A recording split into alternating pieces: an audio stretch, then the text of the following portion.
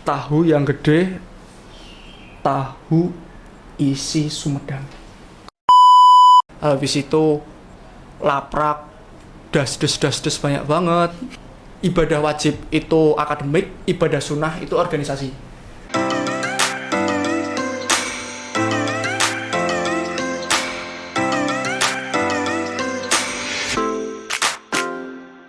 Assalamualaikum warahmatullahi wabarakatuh. Halo Sobat Setia, pendengar podcast Pendidikan HMTIN. Kali ini kita lanjut ke series 2 nih. Buat yang belum dengerin series 1, dengerin dulu ya.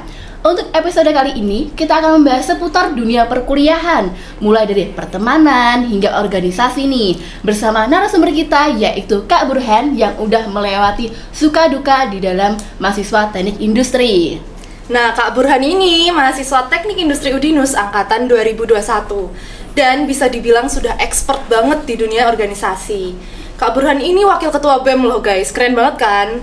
Terus seperti kata pepatah, tak kenal maka tak sayang, maka langsung aja Kak Burhan silahkan untuk memperkenalkan diri. Oke, assalamualaikum warahmatullahi wabarakatuh. Bismillahirrahmanirrahim. Perkenalkan, nama saya Widi Burhanuddin Falah atau biasa kerap disapa Burhan. Di sini saya mahasiswa Teknik Industri 2021, ya betul, mahasiswa angkatan Corona. Di sini pada periode semester ini, alhamdulillah saya diamani sebagai wakil ketua BEM. Saya juga pernah menjadi ketua pelaksana di Nusinset Fakultas Teknik, lalu koordinator lapangan Engineering Solidarity Days, lalu juga pernah mengikuti proyeknya Bu Amal, Pak Rindra dan Bu Siwi, alat pemotong daun pisang. Di situ saya job desk bagian desain alat. Lalu sekarang menjadi asisten dosen juga mata kuliah ergonomi dan APSK. Oke, langsung aja kita masuk ke pertanyaan pertama ya guys. Lah, Kak Burhan itu awalannya SMA atau SMA sih Kak? Dan untuk ambil jurusan apa sih Kak? Saya awalnya itu dulu SMK atau biasa disebut kalau zaman dulu itu STM ya, Sekolah Teknik Menengah. Saya ambil waktu SMK itu jurusan teknik mesin. Jadi di teknik mesin itu waktu itu dipelajari waktu itu ada gambar teknik, lalu ada juga terkait pemesinan bubut, ada juga CNC milling, CNC freeze, lalu juga ada freeze manual dan juga masih banyak lagi. Sebelum masuk ke pertanyaan berikutnya nih, aku ada beberapa tebakan nih buat kakak-kakak hostnya. Perbedaan fitnah sama fitness. Apa tuh? Apa ya? Coba apa? Coba tahu gak? Kalau fitnah dosa. Wah, hampir mendekati. Apa ya? Nggak tahu sih Kak. Oke, kalau fitnah kejam, kalau fitness kejim. Wah. Oke, lanjut. Nah, kan awalnya Kak Burhan ini teknik mesin ya tadi. Iya, ya? betul. Terus kenapa sih kok bisa tertarik ke teknik industri? Oke, ini pertanyaan yang menarik nih. Dulu di teknik mesin. Jadi aku itu awalnya sempat kepikiran masuk kuliah itu ngambil di jurusan teknik mesin juga biar sinkron dan selaras gitu ya.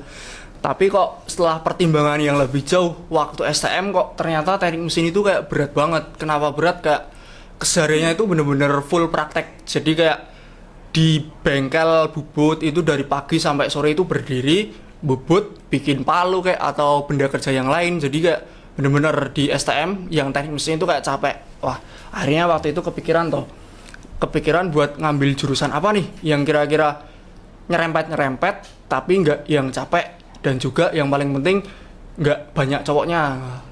Kan kalau teknik mesin kan dominan cowok toh, kayak cewek itu kayak satu. Akhirnya riset searching, ketemu nih teknik industri nih. Lalu akhirnya daftarlah di teknik industri. Waktu itu sempat di PTN, ya seperti itulah. Akhirnya cari-cari di Semarang, karena kebetulan juga di Semarang ada saudara toh. Lalu dicari di Semarang itu ada beberapa teknik industri, cuman yang aku rasa waktu itu kayak teknik industrinya itu kayak akreditasinya bagus, lalu habis itu lokasinya strategis, itu kayak wah ketemu nih teknik industri Udinus di Tugu Muda. Akreditasi baik sekali ya. Iya, baik sekali. Iya. Oke, jadi akhirnya masuk ke teknik industri Udinus. Lalu pertanyaan terkait kok bisa teknik industri? Teknik industri itu keilmuannya hampir merata, meskipun hanya kulit-kulitnya aja, kayak produksi, gambar teknik, habis itu manajemen operasi, tata kelola perusahaan, sistem rantai pasok, dan juga di teknik industri juga dipelajari fisika, kalkulus, habis itu ada kayak penelitian operasional dan lain-lain yang kaitannya sama bener-bener ilmu industri yang secara general. Jadi seperti itu. Oh begitu Kak. Iya. Dan dulunya kan Kak Burhan kan ambil mesin nih, dan kan baru aja di teknik industri. Lah untuk persiapan apa aja sih Kak untuk masuk di teknik industri Udinus? Dan terus kan teknik kan pastinya perlu kayak alat yang kayak mumpuni tuh, dan harganya tentu tidak murah. Lah untuk alat kayak gitu tuh kayak penting nggak sih Kak? Menurut Kak Burhan kayak gimana? Kaitan persiapan, kalau kaitan persiapan itu waktu itu, sebentar, kaitannya alat dulu ya. Iya. Kalau alat penting atau enggak, jawabanku penting pakai banget. Kenapa penting pakai banget? Itu dikarenakan alat itu bener-bener buat menunjang kita pembelajaran. Kayak misal katakanlah nih laptop. Di situ nanti kan kita bakal menggunakan laptop untuk kayak yang namanya gambar teknik manufaktur. Ada juga nanti ada proses manufaktur, di situ juga pakai laptop, softwarenya Autodesk Fusion. Lalu nanti di semester yang agak tinggian ada lagi kita dipelajari statistik, pengelolaan data, habis itu uji-uji gitu. Di situ nanti kita pakai software SPSS. Lalu ada juga di yang lebih tinggi lagi nanti ada juga diberikan software Arena. Di situ nanti kita dipelajari kaitannya juga dengan teori antrian, bagaimana sebuah produk itu bisa sampai ke konsumen dengan berbagai macam konsep yang kayak antriannya seberapa panjang gitu-gitu. Lalu masih banyak lagi sih kalau buat kaitannya penggunaan laptop di teknik industri. Lalu kalau kaitannya persiapan itu, persiapan di aku itu ada dua. Pertama persiapan material. Persiapan material di sini ya kaitannya dengan alat-alat tadi. Lalu yang kedua persiapan non material. Ini persiapan yang jarang orang pelajari terlebih dahulu sebelum masuk, karena mereka yang mau masuk ngambil jurusan itu lebih ke jurusan ini nanti mempelajari apa sih. Jadi kayak seperti itu. Yang non material itu mereka jarang untuk riset. Jadi kayak misal nih, yang non material itu mempersiapkan mental. Jadi kayak mental kita sebagai mahasiswa itu beda jauh dari kita yang waktu jadi siswa. Jadi kalau misal waktu siswa kita pembelajaran, modul pembelajaran itu diberikan oleh guru, habis itu kayak diberikan LKS ya waktu itu ya namanya. Iya, LKS. Ya, lalu ada juga buku paket dari perpustakaan. Hanya sumber referensinya terpaku pada dua itu. Lalu kalau di mahasiswa itu kayak bener-bener yang namanya sumber pembelajaran itu bisa dari mana aja. Misal dari jurnal, atau enggak yang sekarang ini kan ada yang namanya apa itu ChatGPT, AI gitu ya toh. Ya, jadi itu sih persiapan sebelum masuk sebagai teknik industri. Kan tadi sempat di-spill nih sama Kak Burhan, gimana sih kuliah di teknik industri itu ya? Terus menurut Kak Burhan nih kuliah di teknik industri itu berat atau enggak sih Kak? Terus mata kuliahnya tuh susah-susah atau enggak? Kan katanya dosennya banyak yang killer ya Kak ya? Wah, ini kalau berat atau enggak itu tergantung bagaimana kita menjalaninya. Jadi kayak misalnya ini matkul ini berat, tapi kalau misal dalam mindset kita udah tertanam matkul ini berat, kedepannya itu bakal berat. Saya pernah waktu itu ya mungkin tertolong online sih ya, kayak kalkulus nih, ini kalkulus kok berat banget, apalagi dosennya seperti itu. Wah, cuman kan berat atau enggak itu kan kayak ini kita udah masuk, mau nggak mau kita harus menjalani dengan sepenuh hati, dengan totalitas. Lah terus untuk kaitannya dosen, di kita sebagai mahasiswa tadi, penilaian kita mendapatkan nilai itu bener-bener hak prerogatif dosen. Jadi kayak bener-bener mau sepinter apapun kita, cuman kalau misal dosen udah berkehendak nilai kita C atau B, ya udah bakal B atau C. Mau kita aju banding nilai atau kita protes, katakan itu tetap bakal B. Sekuat apapun argumen kita tetap B. Karena dosen itu ada beberapa kriteria penilaian yang udah aku temuin ya. Kayak misal nih, dosen A memberikan penilaian terkait dengan keaktifan mahasiswa. Jadi misal mahasiswa yang aktif ini bakal diapalin. Nah, lalu yang kedua, dosen yang menilai berdasarkan kedekatan. Jadi kayak misal ini mahasiswa itu tangan kanannya dosen itu terus, mau dia sibuk mengerjakan proyek dosennya, itu tetap yang namanya nilai itu bakal bagus. Personal menilai berdasarkan kemampuan kapasitas dari mahasiswa tersebut. Jadi kayak misal kamu mengerjakan kalkulus, kalau jawabannya A pangkat 2 tapi kamu mengerjakannya jawabannya kok B pangkat 2, ya salah. Mau sedekat apapun, mau seaktif apapun tetap salah. Ya emang sih karena kalkulus jawaban pasti ya. Iya, pasti. Ya. Jadi Berarti seperti itu. pinter-pinter nilai karakter dosen ya? Iya betul. Jadi kayak bener-bener wah ini dosen ini, kalau misal dosen ini kira-kira dari keaktifan kita harus aktif. Kalau misal dosen ini dari kedekatan berarti kita harus bisa mungkin deketin dosen ini. Jadi seperti itu sih. Kan Kak Burhan nih di jurusan teknik ya, Iya. dan tentunya di mahasiswa teknik itu solid nih Kak. Lah selama bertahun-tahun nih kuliah di teknik, bagi kakak punya teman banyak itu penting nggak sih Kak? Nah ini sebelum masuk ke teman penting atau enggak nih, ini aku mau masuk jokes lagi. Waduh, apa nih? Wah. Jadi ini judulnya sawah dibajak. Sawah. Iya. Jadi ini nih. Ini siapa? Aul sama Karen ya? Iya. Oke, ini Aul sama Karen jalan berdua nih. Jalan berdua di sawah. Jalan di sawah, habis itu sawah nih ya. Iya. Ada petani juga di situ. Habis itu ada plang tulisannya I love you Aul Karen. Hah? Ada tulisan I love you Aul dan Karen gitu. Lalu petaninya bilang, maaf mas, maaf mbak, maaf mbak, sawahnya dibajak.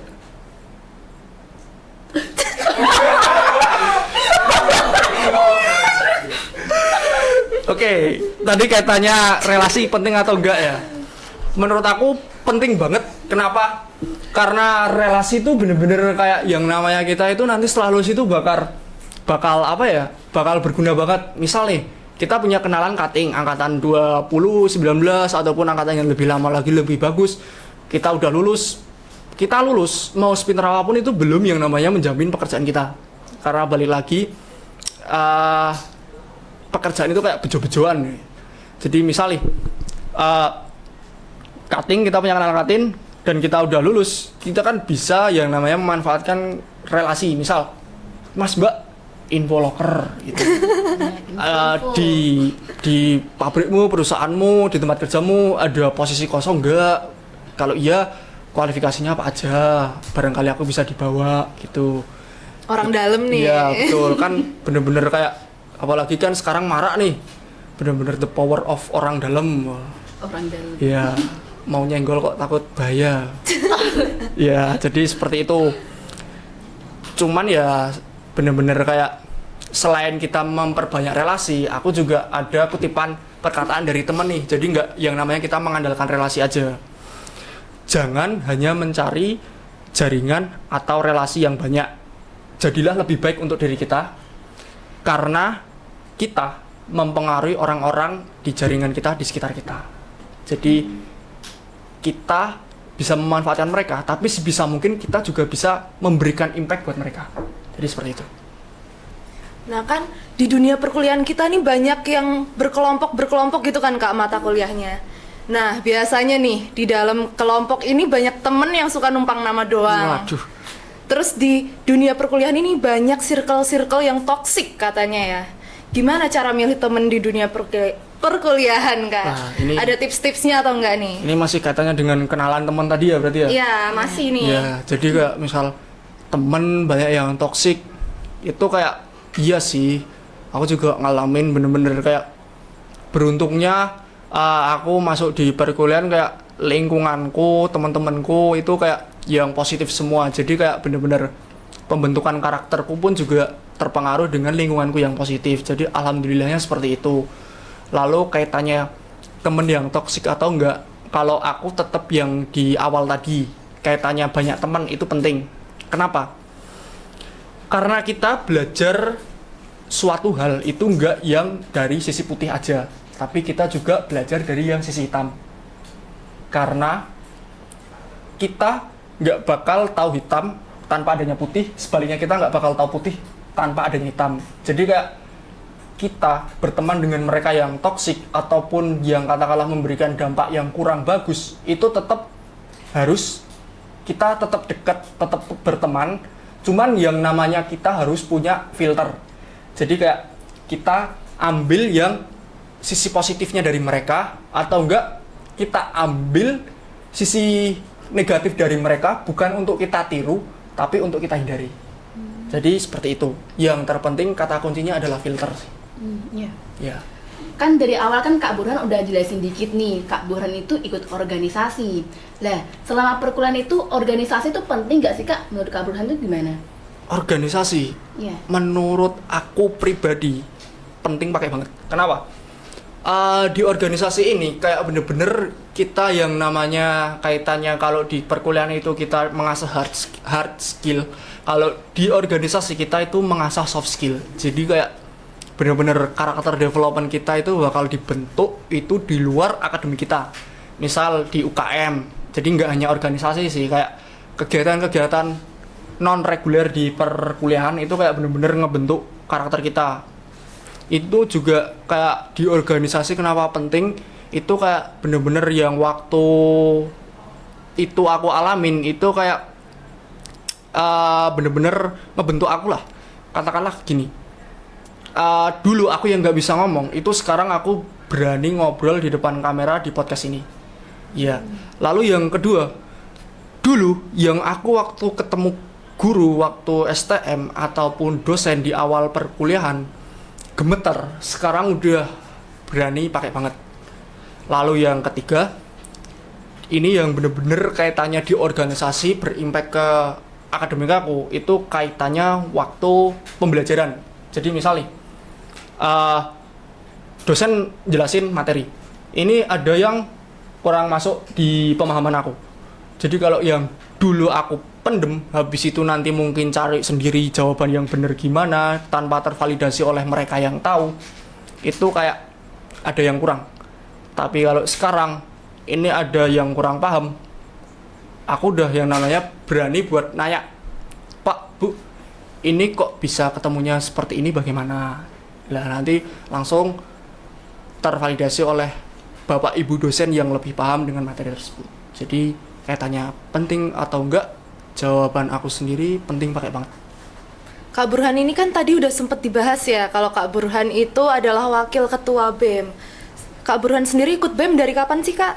Aku ikut BEM dari 2021. 2021? Iya, dari awal masuk banget kuliah. Berarti pas corona itu ya Kak? Iya, jadi lulus corona, ada oprek online, daftar. Iya. Kak Burhan kan itu kan ikut dalam organisasi, dalam kesertaan. Dan tolong jelasin dong Kak, keikutsertaan dalam organisasi itu apa aja? Misalnya nih, di tahun pertama, Kak Burhan sebagai apa dan apa aja, tolong jelasin dong Kak. Nah, oke. Jadi kayak pengalaman di organisasi aku apa aja gitu ya. Iya. Di tahun pertama aku di divisi kewirausahaan, waktu itu aku daftar, lalu keterima, dan waktu itu gara-gara online, prokernya pun online. Salah satu yang aku ingat itu kayak paid promote. Jadi kita cari income buat organisasi kita lewat paid promote.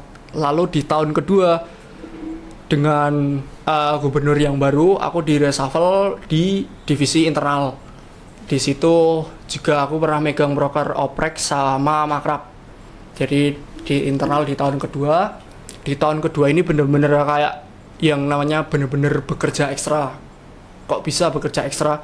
Itu di tahun kedua kan itu kita di semester 3 dan 4 ya. Iya. Jadi kayak di semester 3 dan 4 peralihan offline perdana. Habis itu laprak, das banyak banget. Jadi kayak bener-bener kaget. Dan proker juga banyak waktu itu, ada ESG juga waktu itu yang kayak bener-bener menguras tenaga dan pikiran. Ya, jadi bener-bener tahun terberat di tahun kedua.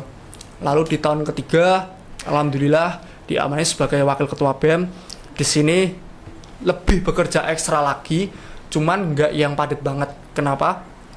Karena ada di tahun kedua bener-bener kayak yang namanya kita beradaptasi, kaitannya kesibukan, dan semester 3 dan 4 itu bener-bener kayak semester yang full effort. Jadi kayak wah udah dapat, kalau misal jarine wong Jawa ki wis entuk celahe ya. Jadi kayak bener-bener udah dapat ini salahnya di mana, kita udah dapat lah di tahun ketiga sebagai wakil ketua BEM bisa deadline mana yang diprioritaskan terakhiran. Jadi seperti itu. Pengalaman Kak Burhan ini berarti udah banyak banget ya di ranah organisasi maupun akademik. Kalau menurut Kak Burhan sendiri nih, lebih penting organisasi atau akademik? Kan banyak nih teman-teman kita yang pengen ikut organisasi, tapi takut kalau akademiknya keteteran. Terus gimana sih biar kuliahnya tuh nggak keganggu gitu, Kak? Ini jadi kayak pertanyaan lebih penting mana gitu ya? Ya. Ya. Ini bener-bener pertanyaan pro kontra sih di FYP di manapun itu kayak organisasi atau akademik. Jadi kayak bener-bener banyak dipertanyakan. Cuman sekarang organisasi relevannya udah lagi nggak dikomparasi dengan akademik, tapi lebih ke organisasi atau ikut MBKM. Jadi kan nyenggol sedikit ya MBKM. Jadi MBKM kayak kita ikut magang bersertifikat, konversi SKS, dapat uang bantuan biaya hidup. Mana sih yang nggak mau gitu. Apalagi ada kemungkinan kita lulus di hire di PT yang kita magang. Ya, jadi kalau tadi balik lagi ke pertanyaan awal, organisasi atau akademik, jawaban aku seimbang. Cuman lebih ke dominan akademik. Kenapa dominan ke akademik? Kita itu kalau dianalogikan sebagai ibadah. Jadi ibadah itu ada yang namanya ibadah wajib dan ada yang namanya ibadah sunnah. Kalau misal ibadah wajib ya kemarin puasa Ramadan, lalu ada juga sholat 5 waktu. Ibadah sunnahnya apa? Ibadah sunnahnya ada puasa Senin Kamis, sholat duha, sholat tahajud, lalu dan lain sebagainya juga, sholat rawatib, tahiyatul masjid, itu kan juga ibadah sunnah juga. Jadi kayak di dalam analogi ibadah ini, kalau menurut aku pribadi, mungkin bisa dikoreksi buat pendapat teman-teman penonton. Jadi ibadah wajib itu akademik, ibadah sunnah itu organisasi. Jadi kalau ketika ibadah wajib kita nggak sempurna, ibadah sunnah kita yang akan menyempurnakan ibadah wajib kita. Jadi seperti itu. Jadi kayak saling menyempurnakan ya gitu ya, Kak? Betul sekali. Nah, ini kan Kak Burhan ikut organisasi nih. Boleh ceritain dikit dong, Kak, suka duka ikut organisasi itu apa aja sih, Kak? Wah, iya sebelum masuk suka duka, masuk jokes lagi boleh gak nih? Waduh, jokes Boleh, apa nih? boleh. Oke. Dong. Tahu apa yang gede? Tahu bulat, Bukan, Tahu hampir kotak? mendekati. Hampir mendekati. tahu belum dipotong. Hampir mendekati. Tahu apa ya? Nyerah ya? Ya nggak tahu. Tahu yang gede, tahu isi Sumedang. Kok bisa? Kok bisa? Isi Sumedang. Oh. Iyain deh, iyain. Iya. Oke, suka duka. Lanjut ke pertanyaan selanjutnya. Organisasi. Oke. Suka duka organisasi, kita masuk ke suka dulu ya. Oke. Suka organisasi itu beragam. Kita menjumpai berbagai macam anak, berbagai macam orang, berbagai macam manusia dari berbagai macam latar belakang. Jadi kayak itu sukanya. Kita jadi tahu karakter orang si A ini seperti ini. Juga ada lagi di sukanya itu kita juga ada membangun jaring sosial, ada juga membangun interaksi atau relasi dengan dosen, pihak kemahasiswaan. Lalu untuk dukanya itu kaitannya juga dengan sukanya. Hai Sobat Udinus, maaf banget ya tadi kameranya mati, sekarang ganti pakai HP nih. Yuk lanjut lagi Kak Aul. Oke, kita lanjut ya, Mas. Jadi tadi kan Kak Burhan udah cerita nih kalau Kak Burhan itu ikut organisasi. Menurut Kak Burhan, suka duka ikut organisasi itu apa aja sih, Mas? Mas, ngomong-ngomong organisasi ini aku jadi ingat waktu dulu ikut temen aku ikut UKM BEM nih. Sebentar sebelum masuk ke suka duka ya. Ya. Jadi dulu waktu STM itu ada temen aku cewek itu suka banget sama yang namanya anak band, terutama yang bisa gitar. Kan aku nggak bisa gitar nih. Iya. Akhirnya aku pakai yang namanya baju ungu, habis itu rambutku cat pink, Hah? celana ya cat pink, habis itu celananya apa ya waktu itu ya hijau Tosca. Wah. Lalu sepatunya bener-bener kayak mencolok banget. Tahu gak kenapa? Nggak tahu kenapa, Kak? nggak apa-apa nggak bisa main gitar, yang penting ngejreng. Ngejreng ya bener sekali. Itu katanya anak band. Iya. Jreng-jreng gitu. Suka duga organisasi, ya kembali ke topik. Suka, jadi sukanya mengikuti organisasi itu beragam banget. Misal kita suka itu kayak menemui berbagai macam orang, manusia, anak dengan latar belakang, karakter yang berbeda dan beragam. Jadi itu salah satu sukanya. Dan juga ada lagi kita menambah koneksi dengan teman, koneksi dengan kakak tingkat, adik tingkat, dengan dosen, dengan kemahasiswaan, dengan staf tata usaha dan lain-lain. Lalu ada juga habis kita mempunyai koneksi dengan dosen, otomatis ada kemungkinan kita dalam perkuliahannya dimudahkan, kayak wah ini ternyata masnya mbaknya yang kemarin ngurusin acara ini, wah ya udah dimudahkan lah katakanlah dalam kegiatan perkuliahannya. Lalu dukanya itu bener-bener beragam. Jadi dukanya itu nyenggol sukanya yang bagian pertama tadi. Kita jadi kenal berbagai macam anak manusia dari berbagai macam latar belakang, itu juga bisa menjadi duka. Jadi bagai dua sisi mata uang, ada sukanya, ada dukanya. Jadi dukanya kita ketemu misalnya si A karakternya seperti ini, lalu si B karakternya seperti ini. Jadi kayak bener-bener itu kayak kita jadi kayak berpikir ekstra buat menghadapin tiap orang yang karakternya berbeda. Jadi bahasa kasarnya kita punya topeng, tapi itu juga kasar banget sih ya. Jadi kayak seperti itu sih, itu dukanya. Jadi kita nggak bisa yang kita jadi diri kita apa adanya, itu dukanya. Dan juga di organisasi kita juga menemui konflik-konflik internal. Lalu ada juga cinta lokasi. Itu juga cinta lokasi itu bukan suka tapi justru jadi duka buat petinggi-petingginya, buat ketua organisasinya, wakil ketua organisasinya, buat ketua divisinya. Itu kayak cinta lokasi itu bener-bener kayak jadi duka. Kenapa jadi duka? Oke, let's say katakan mereka waktu berorganisasi jadi produktif, tapi waktu nanti mereka pedot, itu kayak bener-bener impactnya itu kemana-mana. Misal jadi entah nggak profesional, entah saling menjelekkan satu sama lain, entah nanti aibnya dibuka sana-sini di dalam organisasinya, masih di lingkup organisasinya. Jadi bener-bener dukanya itu ada, sukanya juga banyak. Jadi tergantung bagaimana kita menyikapinya. Oke, yang terakhir nih Kak, Kakak boleh nggak ngasih motivasi buat teman-teman kita yang sekarang nih masih bingung mau gimana sih waktu kuliah? Terus buat teman-teman yang sekarang ngejalanin kuliah tapi kurang semangat. Oke, motivasi ya. Aku bukan mau ke motivasi sih, karena aku bukan motivator ya teman-teman penonton. Di sini aku cuman mau mengutip perkataan dari Dr. Fahrudin Faiz, dosen filsafat UIN Yogyakarta kalau tidak salah ya. Di situ hierarki kehidupan itu ada 4, teman-teman penonton. Yang pertama itu hierarki yang paling dasar itu terpaksa. Jadi kita ambil studi kasus, kalau kita mengerjakan tugas terpaksa itu bakal selesai, bakal tuntas. Cuman hasilnya nggak bakal maksimal.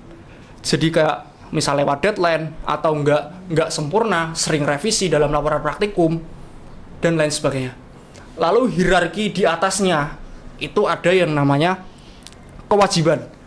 Jadi di hierarki ini sedikit lebih baik, tidak lebih baik tapi sedikit lebih baik dari hierarki yang pertama. Jadi misal ibadah, kita ambil sebagai studi kasus, ibadah itu kita jadikan kewajiban, itu bakal udah lebih baik, sedikit lebih baik daripada yang tadi awal. Cuman sempat bakal terbesit kayak wah, masa ibadah terus, pengen ora tapi kok wajib. Lalu habis itu ngerjain laporan praktikum, pengen ora tapi kok wajib. Jadi sedikit lebih baik daripada yang terpaksa, karena di kewajiban ini dilaksanain cuman nggak bakal setengah hati. Lalu ada lagi hierarki yang lebih tinggi daripada kewajiban, yaitu kebutuhan. Di sini lebih baik dari hierarki yang kedua. Jadi bukan sedikit lebih baik tapi lebih baik dari 2 hierarki sebelumnya. Misal kita ibadah, kita jadikan sebagai kebutuhan, itu lebih baik daripada 2 di bawahnya tadi. Cuman masih ada tapinya. Tapi ada pamrih di kebutuhan ini. Kita cari pekerjaan, pamrihnya apa? Dapat uang, kebutuhan terpenuhi. Kita mengerjakan laporan praktikum, dijadikan sebagai kebutuhan. Pamrihnya apa? Dapat nilai bagus. Kita beribadah, dijadikan sebagai kebutuhan. Pamrihnya apa? Masuk surga. Lalu ada lagi hierarki yang paling tinggi. Penasaran nggak apa? Apa tuh Kak? Enggak sih. Hierarki yang paling tinggi itu adalah cinta. Jadi kalau semua kegiatan kita landasi dengan cinta, nggak ada yang namanya setengah hati, terpaksa, ataupun setengah-setengah lah. Jadi kayak kita melaksanakan suatu kegiatan dengan cinta itu bakal all out, totalitas, tanggung jawab, profesional. Jadi kayak bener-bener perfect.